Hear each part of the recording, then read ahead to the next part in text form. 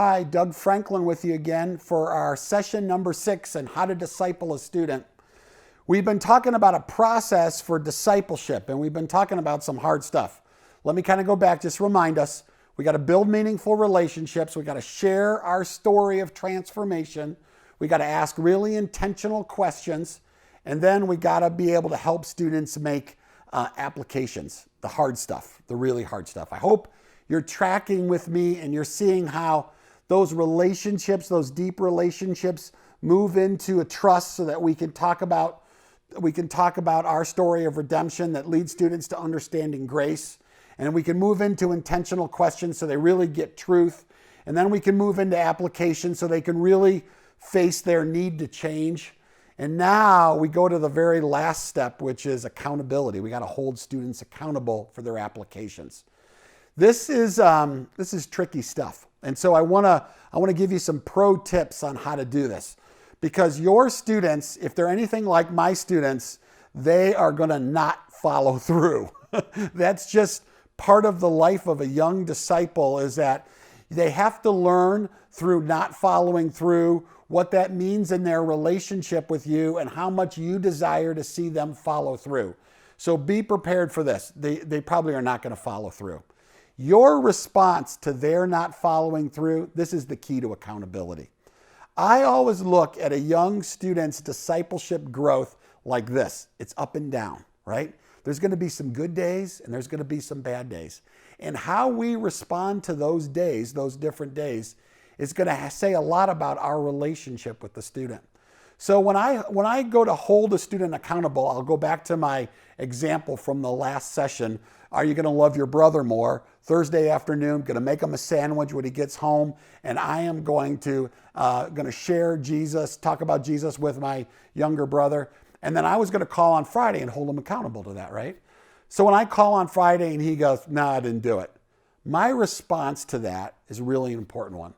So what I always do is I always show no judgment.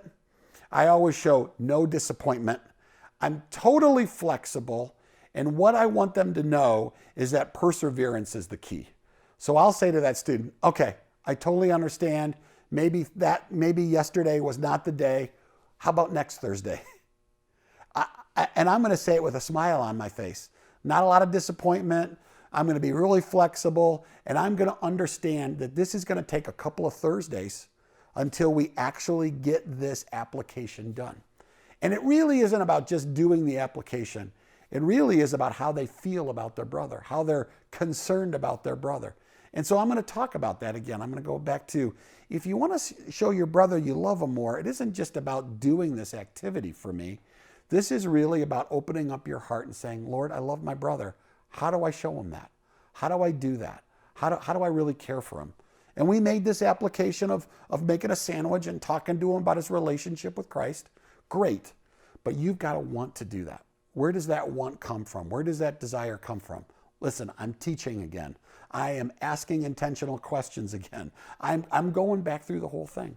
I may even tell a story of a time when I failed in something that I wanted to apply from God's word.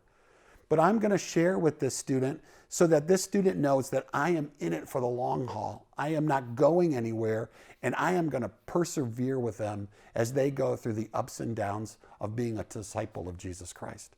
I'm in it with them. And so you need to show them as that as well too.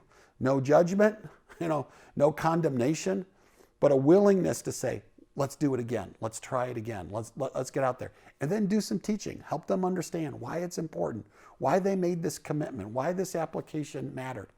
And by doing that, you're really going to be demonstrating to them the importance of this consistent character that leads to obedience. It's consistent character. It's doing the same things for the right reasons over and over and over again. And we really want to help them understand that. This comes right out of God's word. It's an example of Jesus Christ in the life of his disciples when he went through some ups and downs with Peter and the boys, but he stuck right with them because he knew that they were growing in ways. They weren't going to always be perfect, but they were growing in ways that were going to show that they were going to eventually develop deep commitment to him. What we really want to happen during this process is sharpening for our students that leads to obedience. So the sharpening part is us sticking at it, us going back and forth over that blade to make sure that that blade's really sharp and that they're really growing. Okay, hold them accountable. This is what I want you to remember. Be flexible. Understand that there's going to be some ups and downs. Persevere with them so that they know that you're in it with them for the long haul. This sharpening will lead to obedience. And after all, that's what we're going for. We're going for people that follow Jesus Christ and walk in obedience to him. All right, I hope that these steps have been helpful for you. There's a discussion guide for this session as well too. I hope you're thinking about some students by name right now and you're thinking, wow, I could build that relationship. I could share those stories. I could ask those questions. I could help them make those applications. And I'm so committed to them. I love them so much that I'm determined not to leave them the way that they are. We need adults that will love students so much that they'll refuse to leave them the same. You be one of those adults. Refuse to leave your students the way you found them. You want them to grow. You want them to change, and you're willing to challenge them to do that. This sharpening process will lead to their determined obedience in Jesus Christ. I pray for you that this will be something that you will experience and see in your relationships with students. All right, we got work to do, right? We got to get out there. We got to make some things happen with our students. I hope there's some students in your mind right now that you're ready to do this with. I appreciate you watching this course and going through this with me. If you ever need anything, call us here at LeaderTrex. We're ready to help you. Thanks again.